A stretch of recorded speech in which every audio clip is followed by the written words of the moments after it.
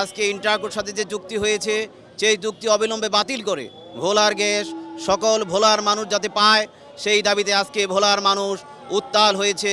তারা আজকে গ্যাসের দাবিতে মাঠে নেমেছে।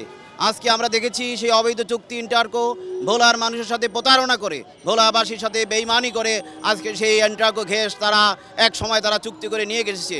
আজকে সেই গ্যাস যখন ইন্টারকো যখন বাধা দেওয়া হয়েছে, আজকে ভোলার মানুষ উত্তাল হয়েছে, আজকে ভোলার মানুষ আন্দোলনে নেমেছে ওই গ্যাসের জন্য।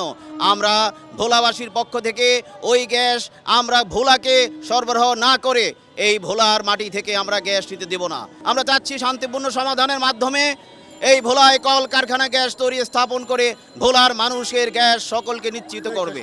আমরা এই আহ্বান জানাচ্ছি সরকারের কাছে, মাননীয় প্রধান উপদেষ্টা ডক্টর ইউনূস মহোদয়ের কাছে অবিলম্বে আমাদের ভোলা বরিশাল সেতু ওই গ্যাসের বিনিময়ে তারা ভোলা বরিশাল গ্যাসের সেতু দিয়ে আপনারা গ্যাস নিন, আমাদের সুবিধা দিয়ে ভোলার সকল মানুষকে গ্যাস দিয়ে বাড়িতে বাড়িতে গৃহস্থালিকাতে গ্যাস দিয়ে আপনি ভোলা বরিশাল সেতু দিয়ে ভোলায় মেডিকেল কলেজ দিয়ে আপনি গ্যাস নিন। এটাই হচ্ছে আমাদের ভোলার মানুষের আজকে 22 লক্ষ মানুষের একান্ত প্রাণের দাবি। বর্তমান সরকার, এই শহীদের সরকার, আপনি ভোলার মানুষের দিকে তাকিয়ে এই ভোলা বরিশাল সেতু এই কানেক্ট করবেন।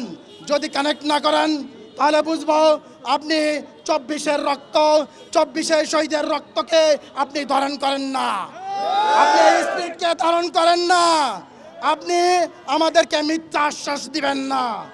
আমরা যুব সমাজ, আবাল বৃদ্ধ বনিতা একসাথে হয়ে ঢাকার রাজপথ আনাচে কানাচে আমরা দেখিয়ে দেব ভোলার মানুষ সব একত্রিত হয়ে এই দাবি আদায় করে ছাড়বই ইনশাআল্লাহ।